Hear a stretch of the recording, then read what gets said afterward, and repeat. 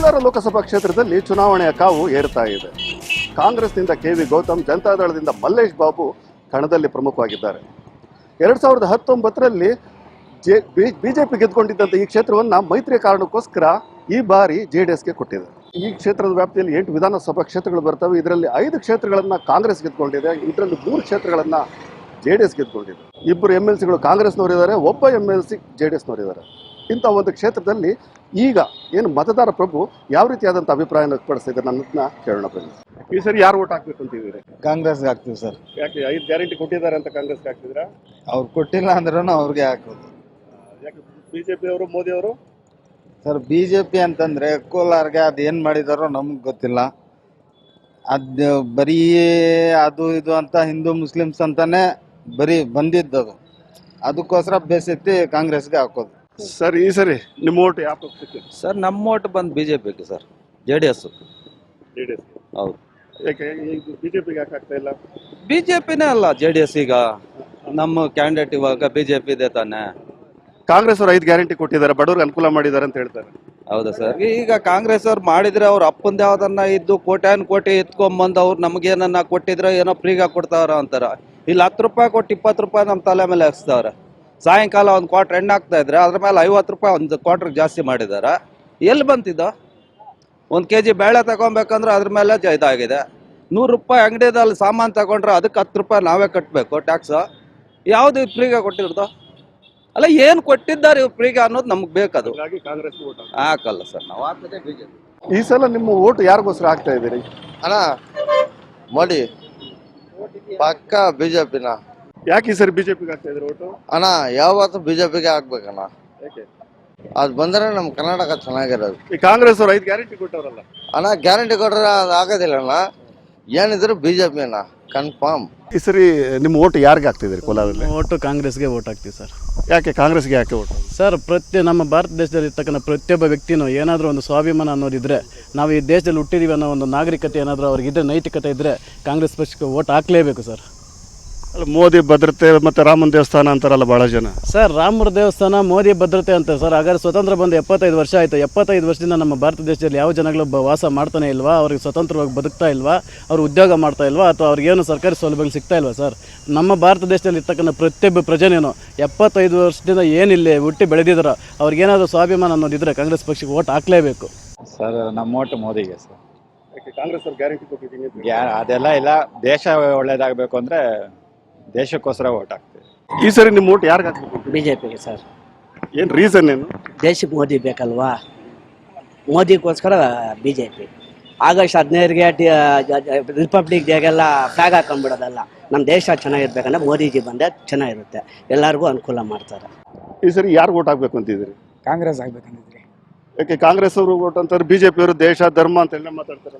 ಕಾಂಗ್ರೆಸ್ ಅಲ್ಲಿ ಜಾತಿ ಧರ್ಮ ಅಂತೆಲ್ಲ ಇದೆ. ನಮಗೆ ಪಕ್ಷ ಇಷ್ಟ ಆಗಿರೋದು ಕಾಂಗ್ರೆಸ್. ಗ್ಯಾರಂಟಿಗಳು ಕೊಟ್ಟಿದ್ದಾರೆ ಅಂತನ? ಗ್ಯಾರಂಟಿ ಕೊಟ್ಟಿದ್ದಾರೆ ಅಂದಲ್ಲ, ನಡ್ಸ್ಕೊಡ್ತಾ ಇದಾರಲ್ಲ, ನಡ್ಸ್ಕೊಂಡು ಹೋಗ್ತಾ ಇದ್ದಲ್ಲ. ಕರೆಂಟ್ ಫ್ರೀ ಬಂದೈತೆ, ರೇಷನ್ ಬಂದೈತೆ, 2,000 ರೂಪಾಯಿ ಬಂದೈತೆ. ನಾನು ಹುಟ್ಟಿದ್ದಂಗೆ BJP ಅವರು ಇವತ್ತುವರೆಗೂ ಯಾವ್ದನ್ನ ಆಫರ್ ಕೊಟ್ಟಿದ್ದಾರೆ, ಸ್ಕೀಮ್ ಕೊಟ್ಟಿದ್ದಾರೆ, ನಾನು ನೋಡಿದ್ದೀನ. ನಡ್ಸ್ಕೊಂಡು ಹೋಗ್ತಿದಾರಲ್ಲ, ನಮ್ಮ ತಾಯಿಗೆ ಬರ್ತಾ ಇದೆ. ಯಾಕೆ ಸುಳ್ಳು ಹೇಳ್ಬೇಕು? ನಡೆಸ್ತಾ ಇರೋದೇ ಅಂದರೆ ನಡೆಸ್ತಾ ಇದೆ, ಬರ್ತಾ ಇದೆ, ಹೇಳ್ತಾ ಇದ್ದೀನಿ.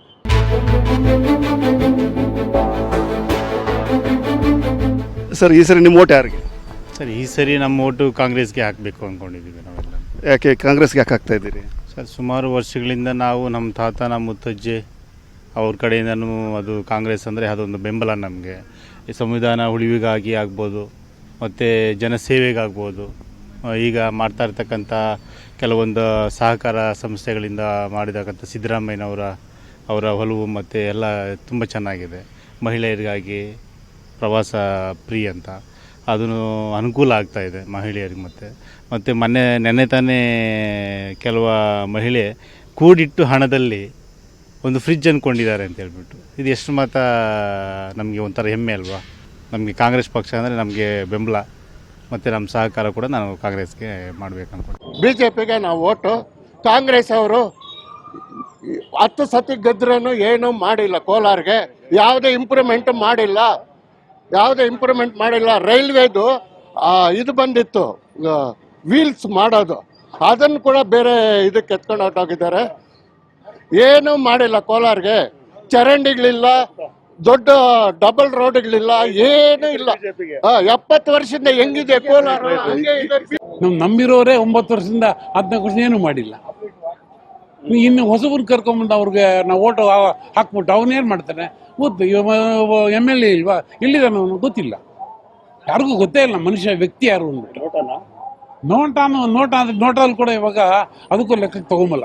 ಯಾವ ಪಾರ್ಟಿಗೋಸ್ಕರ ಓಟ್ ಹಾಕ್ತಾರೆ ಕೋಲಾರದಲ್ಲಿ? ನಾವು ಕೋಲಾರದಲ್ಲಿ ಕಾಂಗ್ರೆಸ್ ಪಕ್ಷಕ್ಕೆ ನಾವು ಮತ ನೀಡ್ತೀವಿ. ಬಿಜೆಪಿ ಮೋದಿ ಮತ್ತೆ ದೇಶ ಭದ್ರತೆ ಅವೆಲ್ಲ ಹೇಳ್ತಾ ಇದಾರೆ, ಅದ್ರ ಬಗ್ಗೆ ಏನ್ ಹೇಳ್ತಾರೆ? ಮೋದಿ ಅಂತಾರೆ, ಎಲ್ಲ ಹೇಳ್ತಾರೆ. ಆದರೆ ಇವತ್ತು ಆರ್ಥಿಕ ಪರಿಸ್ಥಿತಿ ತುಂಬಾ ಹದಗೆಟ್ಟಿದೆ. ಯಾಕಂದ್ರೆ ಕೇಂದ್ರದಲ್ಲಿ ಇವತ್ತು ಬಿಜೆಪಿ ಕಳೆದ ಬಾರಿ ರಾಜ್ಯದಲ್ಲಿ ಅಧಿಕಾರದಲ್ಲಿತ್ತು, ಕೋಲಾರ ಜಿಲ್ಲೆಗೆ ಏನು ಕೊಟ್ಟಿಲ್ಲ ಅದ್ರ ಕೊಡುಗೆ. ಮತ್ತೆ ಕೇಂದ್ರದಲ್ಲಿ ಅಷ್ಟೇ, ಇವಾಗ ಕೇಂದ್ರದಲ್ಲಿ ಅಧಿಕಾರದಲ್ಲಿ ಇದೆಯಲ್ಲ ಬಿಜೆಪಿ ಸರ್ಕಾರ, ಯಾವುದೇ ಕಾರಣಕ್ಕೂ ಅವರು ಕೂಡ ಏನು ಮಾಡಿಲ್ಲ.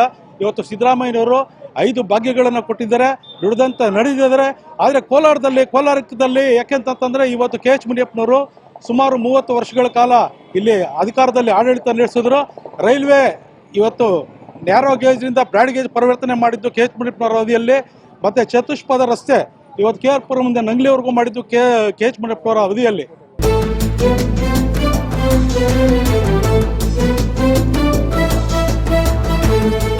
ಈ ಸರಿ ಕೋಲಾರದಲ್ಲಿ ಯಾವ ಪಾರ್ಟಿಯವ್ರಿಗೆ ನಿಮ್ಮ ಓಟ್? ನಮ್ಮ ಪಾರ್ಟಿ ಅದೇ ಬಿಜೆಪಿ. ಅಲ್ಲ, ಕಾಂಗ್ರೆಸ್ ಅವರು 5 ಗ್ಯಾರಂಟಿ ಕೊಟ್ಟಿದ್ದೀವಿ ಅಂತಾರೆ. ಎಲ್ಲ ನಮ್ಮ ತಲೆ ಮ್ಯಾಗೆ ಎತ್ತದ, ಬೇರೆ ಯಾರ ತಲೆ ಮ್ಯಾಗಲ್ಲ. ಬಿಜೆಪಿಯಿಂದ ಏನು ಅನುಕೂಲ ಆಗಿದೆ? ಎಲ್ಲ ಅನುಕೂಲ ಆಗೈತೆ. 2,000 ರೂಪಾಯಿ 3 ತಿಂಗಳಿಗೊಂದ್ಸರಿ ಹಾಕ್ತಾನ. ರಾಜ್ಯ ಎಷ್ಟನೇ ಸ್ಥಾನದಾಗಿತ್ತು ನಮ್ಮ ದೇಶ? ನಮ್ಮ ಕರ್ನಾಟಕ ಎಷ್ಟನೇ ಸ್ಥಾನದಾಗಿತ್ತು? ಎಷ್ಟನೇ ಸ್ಥಾನಕ್ಕೆ ಬಂದದ್ದು ಇವಾಗ? ಅದೆಲ್ಲನೂ ಕಾಂಗ್ರೆಸ್ ಅರ್ಥ ಆಗ್ತದಾ? ಏನಿಲ್ಲ. ಮಲ್ಲೇಶ್ ಬಾಬು. ಈ ಸರಿ ನಿಮ್ಮ ಪಾರ್ಟಿ ಯಾವ ಪಾರ್ಟಿ ಓಟ್ ಹಾಕ್ತೀರಾ? ನಾವು ಹಾಕೋದು ಬಿಜೆಪಿ ಕಿತ್ತ. ಅಲ್ಲ, ಕಾಂಗ್ರೆಸ್ ಅವರು ಫ್ರೀಗಳು ಕೊಟ್ಟವ್ರೆ, ಅಕ್ಕಿ ಕೊಟ್ಟವ್ರೆ, ಬಸ್ ಕೊಟ್ಟವ್ರೆ, ಎಲ್ಲ ಕೊಟ್ಟವ್ರೆ. ಎಲ್ಲ ಕೊಟ್ಟು ಇವಾಗ ಏನು ಇದು ಮಾಡ್ತಾವ್ರೆ, ಹೆಂಗಸ್ರ ಕೆಪಾಸಿಟಿ ಕೊಟ್ಟವ್ರೆ, ನಮ್ಮನ್ನ ಫೈಲ್ ಮಾಡಿ ಹಾಕಿದ್ರಲ್ಲ ಸರ್. ಇವಾಗ ಗಂಡಸು ಮುಂದೆ ಹೆಂಗಸು ಮುಂದೆ ಗಂಡಸ್ತಾನ ನಡೆಯೋದು, ಇವಾಗ ಹೆಂಗಸರು ನಡೀತದಲ್ಲ. ಅದನ್ನೇ ಈ ಕಿತ್ತ ಸಾಲ್ತಿ ಮಾಡಿ ಎಲ್ಲರಿಗೂ ಏನು ಇಲ್ದಿರ ಇದು ಮಾಡಿದ್ರೆ ಈ ಕಿತ್ತ ಬಿಜೆಪಿನೇ ಬರ್ಬೇಕಂತ. ಈ ಸರಿ ನಿಮ್ಮ ಓಟ್ ಯಾರಿಗೆ? ಕಾಂಗ್ರೆಸ್ಗೆ ಸರ್. ಕೋಲಾರದಲ್ಲಿ ಕಾಂಗ್ರೆಸ್ ಅಭ್ಯರ್ಥಿ ಹೊಸಬ್ರು ಅಂತ ಹೇಳ್ತಿದ್ದಾರೆ, ಅವ್ರ ಬಗ್ಗೆ ನೀವು? ಹೊಸರಿಗೆ ಅವಕಾಶ ಕೊಡೋಣ ಅಂತ ಸರ್. ಅಲ್ಲ, ಈ ಕ್ಷೇತ್ರಕ್ಕೆ ಹೊಸಬ್ರು, ಅವ್ರಿಗೇನು ಗೊತ್ತಿಲ್ಲ ಈ ಕ್ಷೇತ್ರದ ಬಗ್ಗೆ ಅಂತ ತಿಳ್ಕೊಳ್ತಾರೆ ಸರ್. ಅವರು ಬೆಂಗಳೂರಿನವರೇ ಇರ್ಬೋದು, ಬಟ್ ಈ ಹ್ಯಾಸ್ ಎ ನಾಲೆಡ್ಜ್ ಸರ್. ಅವರು ವಿಧಾನಸಭೆ ಕ್ಷೇತ್ರದಲ್ಲಿ ಇವ್ರು ಗೆಲ್ಲಕ್ಕೆ ಆಗ್ಲಿಲ್ಲ, ಮಲ್ಲೇಶ್ ಬಾಬು ಅವರು. ಇವರು ಕೊಡೋಣ ಹೊಸದಾಗಿ. ದೇಶದ ಬಗ್ಗೆ ಮಾತಾಡುವಾಗ ಬಿಜೆಪಿ ಅಂತಾರೆ, ನೀವೇನಂತೀರಿ? ನಾವು ಕಾಂಗ್ರೆಸ್ ಅಂತೀರಿ ಸರ್. ಏನ್ ಮಾಡಿದೆ ಹೇಳಿ ಸರ್? ಪೆಟ್ರೋಲ್ ಡೀಸೆಲ್ ಎಲ್ಲೋಯ್ತು ಸರ್? ಎಲ್ಲಿಗೋಗಿದೆ ಹೇಳಿ ಸರ್? ಅಲ್ವಾ, ತುಂಬಾ ಕಷ್ಟ ಇದೆ ಸರ್ ಜೀವನ ಮಾಡ್ಲಿಕ್ಕೆ. ಅದಕ್ಕೆ ನಾವು ಕಾಂಗ್ರೆಸ್ಗೆ ಸರ್ ಒಟ್ಟು. ಈ ಸರಿ ಯಾರು ಓಟ್ ಹಾಕ್ಬೇಕು ಅಂತಿದ್ದೀರಿ? ಮಲ್ಲೇಶ್ ಬಾಬುಕ. ಏನು ಕಾಂಗ್ರೆಸ್ ಒಳ್ಳೇದ್ ಕೆಲಸ ಮಾಡೈತೆ, ಸಿದ್ದರಾಮಯ್ಯವ್ರು ಒಳ್ಳೆ ಕೆಲಸ ಮಾಡವ್ರೆ ಅಂತಾರೆ. ಕಾಂಗ್ರೆಸ್ ಏನ್ ಮಾಡ್ಯಾವ್ರಿ ಏನಿಲ್ಲ. ಅಯೋಧ್ಯೆ ಒಂದು ಮಾಡ್ಯಾವನ ಯಾರೋ ಮೋದಿ ತಾತ್ನ ಆತನೇ ಓಟ್ ಅಷ್ಟು. ಅದೊಂದು ಮಾಡಿದ್ರೆ ಸಾಕು ನಮ್ಗೆ. ರಾಮ ಜನ್ಮ ಭೂಮಿ ಕಾಂಗ್ರೆಸ್ ಅವರು ಎಷ್ಟು ವರ್ಷನಿಕ ಅದ್ ಮಾಡಿದ್ರು? ಯಾರನ್ನ ಮಾಡಿದ್ರ? ಯಾರೋ ಮಾಡಿಲ್ಲ, ಮೋದಿ ತಾತ್ನ ಮಾಡಿದ್ನು ಸಾಕು. ಅದೇ ಕೋಲಾರ ಕ್ಷೇತ್ರದಲ್ಲಿ ಮೈತ್ರಿ ಅಭ್ಯರ್ಥಿಯಾಗಿ JDSನ ಮಲ್ಲೇಶ್ ಬಾಬು ಸ್ಪರ್ಧೆಯಲ್ಲಿದ್ದಾರೆ. ಕೋಲಾರ ಜಿಲ್ಲೆಯಲ್ಲಿರುವಂತಹ ಈ ಬಿಜೆಪಿಯ ಬಣಗಳನ್ನ ಸುಧಾರಿಸೋದ್ರಲ್ಲಿ ಅವರು ಹೈರಾಣಾಗ್ತಾ ಇದ್ದಾರೆ. ಇದ್ರ ಜೊತೆಯಲ್ಲಿ JDS ಪಕ್ಷದಲ್ಲಿರುವಂತಹ ನಾಯಕರ ಒಣ ಪ್ರತಿಷ್ಠೆಗಳಲ್ಲಿ ಅವರು ನಲುಗ್ತಾ ಇರುವಂಥದ್ದು ದಿನೇ ದಿನೇ ಕಂಡು ಬರ್ತಾ ಇದೆ. ಇಂಥ ಪರಿಸ್ಥಿತಿನಲ್ಲಿ ಮೈತ್ರಿಯ ಈ 2 ಪಕ್ಷಗಳು ಮಲ್ಲೇಶ್ ಬಾಬು ಅವರ ಗೆಲುವಿಗೆ ಯಾವ ರೀತಿಯಾದಂಥ ಪ್ಲಾನ್ ಮಾಡ್ಕೊಳ್ತಾರೆ, ಅವರಲ್ಲೇ ಒಂದು ಸಾಮರಸ್ಯ ಯಾವ ರೀತಿಯಾಗಿ ಮೂಡುತ್ತೆ ಅನ್ನುವಂಥದ್ದು ಇನ್ನು ಕೆಲವು ದಿವಸಗಳಲ್ಲಿ ಗೊತ್ತಾಗ್ತದೆ. ಮೋದಿಗೆ ಯಾಕೆ ಮೋದಿ ಪಕ್ಷಕ್ಕೆ ಹಾಕೋದು. ಏನು ಇಲ್ಲಿ ನಿಂತಿರೋ JDS ಅವರು ಆದ್ರೂ ಓಟ್ ಅವ್ರಿಗೆ. ಯಾಕೆ ಏನು ಅನುಕೂಲ ಆಗೈತೆ ಮೋದಿ ಅವ್ರ ಕಡೆಯಿಂದ? ಮೋದಿ ಅವ್ರನ್ನೇ ಇರೋದು. ಕೊರೋನಾ ಬಂದಾಗೆಲ್ಲ ಸುಧಾರಣೆ ಮಾಡಿಲ್ಲ, ರಾಮ ಮಂದಿರ ಮಾಡಿಲ್ಲ, ನಿರ್ಮಾಣ ಇನ್ನೇನು ಬೇಕು? ಸಿದ್ದರಾಮಯ್ಯವ್ರು ಹೇಳ್ತಾವ್ರೆ ಬಸ್ ಸಿದ್ದರಾಮಯ್ಯ ಇಲ್ಲ ಬಿಡ್ರಿ, ನಾವು ಹಾಕಲ್ಲ. ಅಲ್ಲ, ಅಕ್ಕಿ ಕೊಟ್ಟದ್ದು, ಕರೆಂಟ್ ಕೊಟ್ಟೆ, ಎಲ್ಲಿ ಕರೆಂಟ್? ಅಕ್ಕಿಯಲ್ಲಿ ಕೊಟ್ಟ. ಅಕ್ಕಿ ಕೊಡ್ತಾರ ಮೋದಿ 5-5 kg. ಸಿದ್ದರಾಮಯ್ಯ ಏನು ಕೊಟ್ಟ? ನಮ್ಮದು ಮೋದಿನೇ. ಮೋದಿಗೆ ಓಟ್ ಹಾಕ್ಬೇಕು ಅಂತಿರಲ್ಲ, ಏನಕ್ಕೆ ಇಷ್ಟ, ಏನಿಗೆ, ಯಾವಕ್ಕೋಸ್ಕರ? ಕೊರೋನಾ ಟೈಮ್ನಾಗ ಕಾಪಾಡಿದ್ನ ಆತನ ಪಾಪ.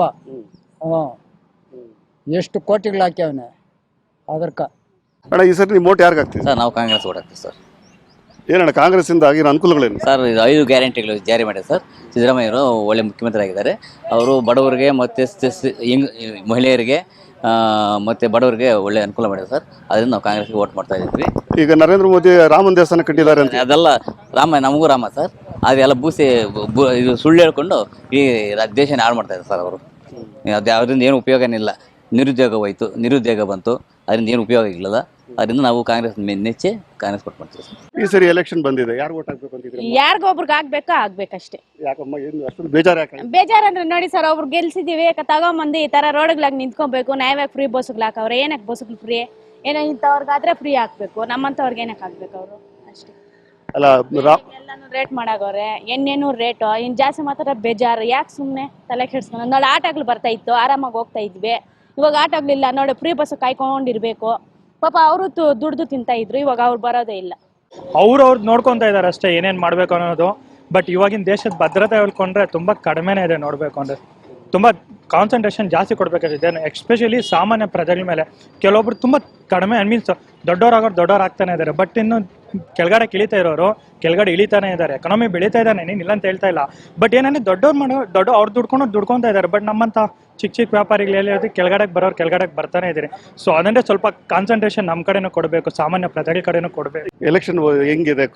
ಕೋಲಾರದ JDS ಅಭ್ಯರ್ಥಿ ಪರವಾಗಿಲ್ಲ ಅನ್ನತ್ತಾ, ಅಥವಾ ಬಿಜೆಪಿ JDS ಮೈತ್ರಿ ಪರವಾಗಿಲ್ವಾ, ಅಥವಾ ಕಾಂಗ್ರೆಸ್ ಪರವಾಗಿಲ್ವಾ? ನಾವು ಮೋದಿನ ಇಷ್ಟಪಡ್ತೀವಿ. ಈ ಕಾಂಗ್ರೆಸ್ ಅವ್ರು ಬಹಳಷ್ಟು ಸೌಕರ್ಯ ಮಾಡಿಕೊಟ್ಟಿದ್ದೀವಿ, ಫ್ರೀ ಕೊಟ್ಟಿದ್ದೀವಿ ಅಂತ ಹೇಳ್ತಾರೆ.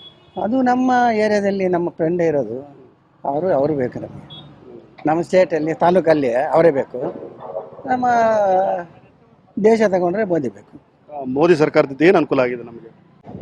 ಬೇರೆ ದೇಶಗಳ ಹೋಲಿಕೆ ಮಾಡಿದ್ರೆ ಇವ್ರು ಬಂದಮೇಲೆ ತುಂಬ ಮುಂದುವರೆದಿದೆ. ಬೇರೆ ದೇಶಗಳ ನಮ್ಮ ದೇಶನ ನೋಡೋ ಪರಿಸ್ಥಿತಿ ಬಂದಿದೆ. ಅಣ್ಣ, ಈ ಸರಿ ಕೋಲಾರ ಕ್ಷೇತ್ರದಲ್ಲಿ ಯಾವ ಪಾರ್ಟಿ ಓಟ್ ಹಾಕ್ತಿದ್ರು? ನಾವು ಕಾಂಗ್ರೆಸ್. ಅಣ್ಣ, ಕಾಂಗ್ರೆಸ್ ಇಂದ ಏನು ಅನುಕೂಲ ಆಗಿದೆ ಅಂತ ಅವ್ರಿಗೆ ಆಗ್ತಾ ಇದ್ದೀರಿ? ಕಾಂಗ್ರೆಸ್ಗೆ ಏನು ಅನುಕೂಲ ಅಂದರೆ 2,000 ರೂಪಾಯಿ ಕೊಡ್ತಾ ಇದ್ದಾರೆ, 10 kg ಅಕ್ಕಿ ಕೊಡ್ತಾ ಇದ್ದಾರೆ, ಆಮೇಲೆ ಬಡವ್ರಿಗೆ ಸಹಾಯ ಮಾಡ್ತಾ ಇದ್ದಾರೆ ಕಾಂಗ್ರೆಸ್ಸು. ಅಲ್ಲ, BJP ಅವ್ರು ಕೇಳ್ತಾ ಇದ್ದಾರೆ, ನಾವು ದೇಶನ ಭದ್ರತೆಯನ್ನು ಉಳಿಸ್ತಾ ಇದ್ದೀವಿ, ನಮ್ಗೆ ಓಟ್ ಹಾಕಿ ಅಂತ ಕೇಳ್ತಾರೆ. 75 ವರ್ಷದಿಂದ ಕಾಂಗ್ರೆಸ್ ಅವರು ದೇಶಕ್ಕೆ ಉಳಿಸಿರೋದು. ಇವರು ಬಂದು ಇವಾಗ ಮಾಡಿರೋದು, ಕಾಂಗ್ರೆಸ್ ಅವರೇ ಅಲ್ಲ ಮಾಡಿರೋದು 75 ವರ್ಷದಿಂದ. ಹೆಂಗಿದೆ ಕೋಲಾರದ್ದು? ಕಾಂಗ್ರೆಸ್ ಅಥವಾ ಬಿಜೆಪಿನ JDS? ಸರ್, 15 ವರ್ಷದ ಹಿಂದೆ ಕಾಂಗ್ರೆಸ್ ಇದ್ದಾಗ ಇಲ್ಲದ ಪರಿಸ್ಥಿತಿ ಆಗಿಬಿಡ್ತು. BJP ಅಟಲ್ ಬಿಹಾರಿ ವಾಜಪೇಯಿ ಮೋದಿ ಬಂದ ಮೇಲೆ ಪ್ರಪಂಚನೇ ವಿಚಿತ್ರ ಆಗ್ಬಿಡ್ತು ಸರ್. ಇಂಡಿಯಾದಲ್ಲಿ ಇಡೀ ಇಂಡಿಯಾ ಹೆಸರು ಪ್ರಪಂಚದೆಲ್ಲ ಇಡಲಾಗೈತೆ. ಮೋದಿಯಿಂದ ಒಳ್ಳೆ ಕೆಲಸಗಳಾಗೈತೆ.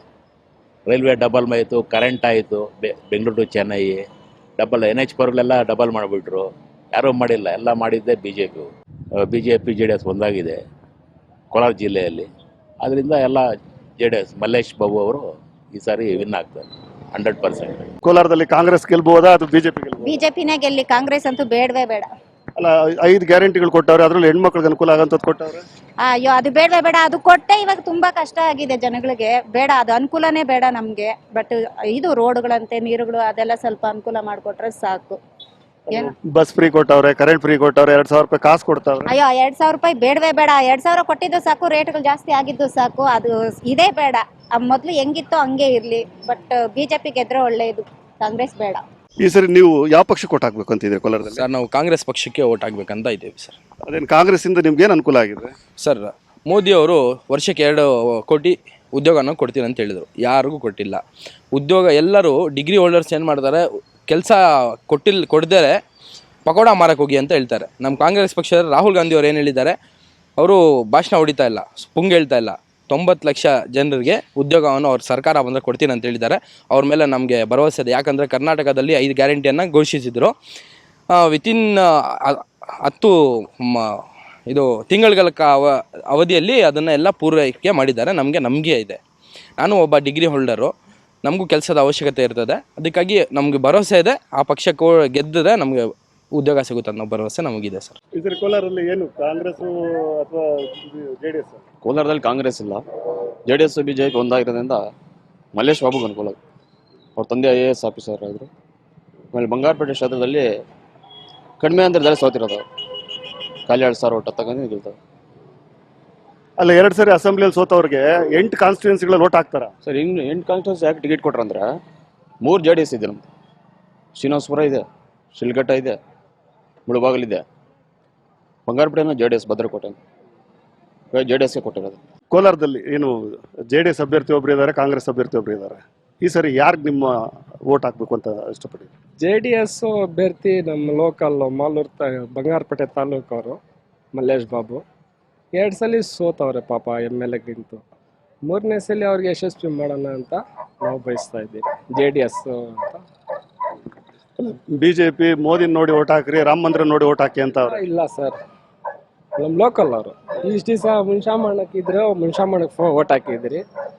ಈಗ ನಮ್ಮ ಬಂಗಾರಪೇಟೆ ಅವ್ರಿಗೆ ಇಲ್ಲೇ ಮಲ್ಲೇಶ್ ಬಾಬುಗೆ ಬೆಂಬಲ ಕೊಡಿ. ಕೋಲಾರ ಕ್ಷೇತ್ರ ಮೊದಲಿಂದಲೂ ಕೂಡ ಕಾಂಗ್ರೆಸ್ನ ಭದ್ರಕೋಟೆ. ಈ ಕ್ಷೇತ್ರದಿಂದ 1 ಸಲ ಮಾತ್ರ ಜನತಾ ಪಕ್ಷದ ಅಭ್ಯರ್ಥಿ ಗೆದ್ದಿದ್ರು. 7 ಸಲ ಗೆದ್ದಂಥ KH ಮುನಿಯಪ್ಪ ಕೇಂದ್ರದಲ್ಲಿ 2 ಬಾರಿ ಮಂತ್ರಿ ಕೂಡ ಆಗಿದ್ದವರು.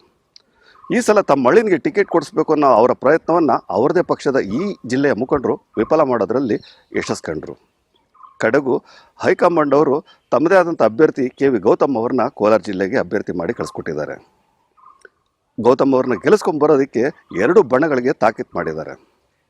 2 ಬಣಗಳ ಮುಖಂಡರು ಅವರ ಪರವಾಗಿ ಕೆಲಸ ಮಾಡ್ತಾರಾ, ಅವರ ಗೆಲುವಿಗೆ ಏನಾದರೂ ಪ್ರಯತ್ನ ಮಾಡ್ತಾರಾ ಅನ್ನೋಂಥದ್ದನ್ನು ಇಲ್ಲಿಂದ ಆಚೆಗೆ ನೋಡಬೇಕಾಗಿದೆ.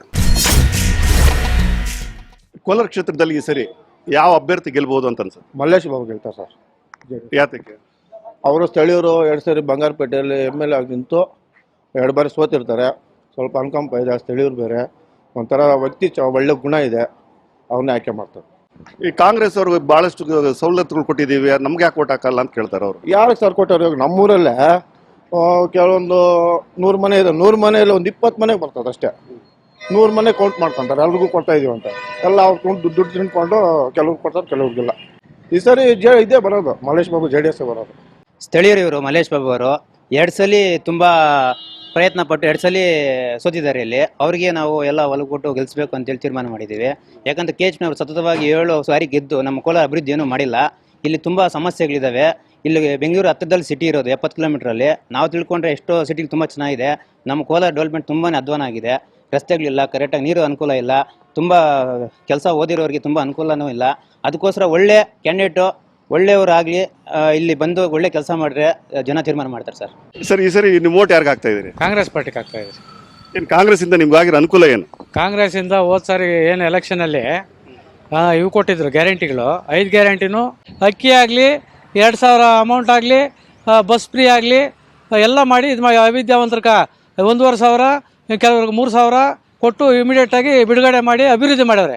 ಅದರಲ್ಲೂ ಕೋಲಾರದಲ್ಲಿ ನಮ್ಮ ಶಾಸಕರಾದ ಜನಪ್ರಿಯ ಶಾಸಕರಾದ ಕೊತ್ತೂರು ಮಂಜಣ್ಣವರು, ಅನಿಲ್ ಗೌಡನವರು, ನಜೀರ್ ಅಹಮದ್ ಸಾಹೇಬರು ಎಲ್ಲ ಸೇರಿ ಒಳ್ಳೆ ಅಭಿವೃದ್ಧಿ ಮಾಡಿಬಿಟ್ಟು ಜನ ಸಂಪರ್ಕ ಇಟ್ಕೊಂಡು ಜನ ಓಟ್ ಕೇಳಿದ್ರೆ ಜನ ಓಟ್ ನಾವು ಕಾಂಗ್ರೆಸ್ಗೆ ಹಾಕ್ತೀರಿ ಅಂತ ನಿರ್ಣಯ ಮಾಡ್ಯವ್ರೆ. ಕೋಲಾರ ಕ್ಷೇತ್ರದಲ್ಲಿ ಈ ಸರಿ ಯಾವ ಪಕ್ಷದ ಅಭ್ಯರ್ಥಿಗೆ ಜನ ಒಲವಿದೆ ಅಂತ ನಿಮ್ಮ ಅಭಿಪ್ರಾಯ?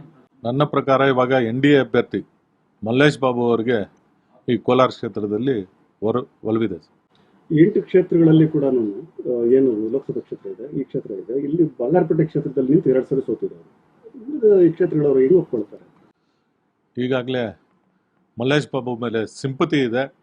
ಅವ್ರಿಗೆ 2 ಬಾರಿ ಸತತವಾಗಿ ನಮ್ಮ ಬಂಗಾರಪೇಟೆ ಕ್ಷೇತ್ರದಲ್ಲಿ ಸೋತಿದ್ದಾರೆ. ಆದರೆ ಅವರಿಗೆ ಅದೃಷ್ಟ MP ಆಗಬೇಕು ಅಂದಿತ್ತು. ಅದರಿಂದ ಒಬ್ಬ ಶಾಸಕರಾಗಿ ಬೇಡ, ನೀನು ಒಂದು ಕ್ಷೇತ್ರಕ್ಕೆ ಸೀಮಿತ ಆಗೋದು ಬೇಡ, ನೀನು ಇಡೀ ಜಿಲ್ಲೆ ಮತ್ತು 8 ಕ್ಷೇತ್ರಕ್ಕೆ ಸೀಮಿತ ಆಗಬೇಕಂದ್ಬಿಟ್ಟು ಇವತ್ತು ಜನರು ಅವ್ರ ಮೇಲೆ ಒಲವಿದೆ. ನಮ್ಮ ಪ್ರಹ್ಲಾದ್ ಜೋಶಿ ಅವರು ಮೈನ್ಸ್ ಮಿನಿಸ್ಟರ್ ಆಗಿದ್ದಾಗ ಅವ್ರು ಬಂದು ಇಲ್ಲಿ ಇವತ್ತು ಏನು ಮೈನ್ಸಲ್ಲಿ ಕೆಲಸ ಮಾಡ್ತಾಯಿದ್ರು, 70 ವರ್ಷ 80 ವರ್ಷಗಳ ಮುಂಚೆ ಕೆಲಸ ಮಾಡ್ತಾಯಿದ್ರು, 20 ವರ್ಷ ಹಿಂದೆ ಏನು ಅದನ್ನು ಮುಚ್ಚಿದ್ರು, ಇವತ್ತು ಅವ್ರಿಗೆಲ್ಲ ಹಕ್ಕುಪತ್ರಗಳ ಕೊಡೋ ಕಾರ್ಯಕ್ರಮವನ್ನು ನಮ್ಮ ಸರ್ಕಾರ ಮಾಡಿದೆ. BJP ಸರ್ಕಾರ, ಕೇಂದ್ರ ಸರ್ಕಾರ, ನಮ್ಮ ಸಂಸದರ ನೇತೃತ್ವದಲ್ಲಿ ಅದು ನಡೆದಿದೆ. ಅವರ ಕರ್ಮಭೂಮಿಯಲ್ಲಿ ಇವತ್ತು ಅವರ ಮನೆಯಲ್ಲಿ ಅವ್ರು ವಾಸ ಮಾಡೋದೊಂದು ಕಾರ್ಯಕ್ರಮ ಮಾಡಿಕೊಟ್ಟಿದೆ ಅಂದರೆ ಅದು ಮೋದಿ ಸರ್ಕಾರ ಅಂತ ಹೇಳೋದಕ್ಕೆ ಅವರು ಬಸ್ ಕೊಟ್ಟವ್ರೆ, ಕರೆಂಟ್ ಕೊಟ್ಟವ್ರೆ, 2,000 ರೂಪಾಯಿ ಕೊಟ್ಟವ್ರೆ ಅಂತ ಹೇಳ್ತಾರೆ. ಅದ್ರ ಬಗ್ಗೆ ಹೇಳ್ತೀಯಾ? ನಮ್ದೇ ಹಾಕ್ತಿವಿ ಹೋಗಿ ಸರ್, ನಂಜೇಗೌಡರಿಗೆ ಹಾಕ್ತಿವಿ ನಾವು. ನೋಡಿ ನಾವು ಬೀದಿನಲ್ಲಿ ಇಕ್ಕೊಂಡು ಇದು ಮಾಡ್ಕೊಂಡಿದ್ದೀವಿ. ಏನು ಒಂದು ಮನೆಗಳೆಲ್ಲ ಬಾಡಿಗೆಗಳು ಕಟ್ಟಿ ಸಾಯ್ತೀವಿ ನಾವು. ವರ್ಷ ಪೂರ್ತಿ 4 ವರ್ಷ ಆಗಿದೆ ಟೇಕಲ್ ಬಂದು ಬಾಡಿಗೆಗಳು ಕಟ್ಟಿ ಸಾಯ್ತೀವಿ.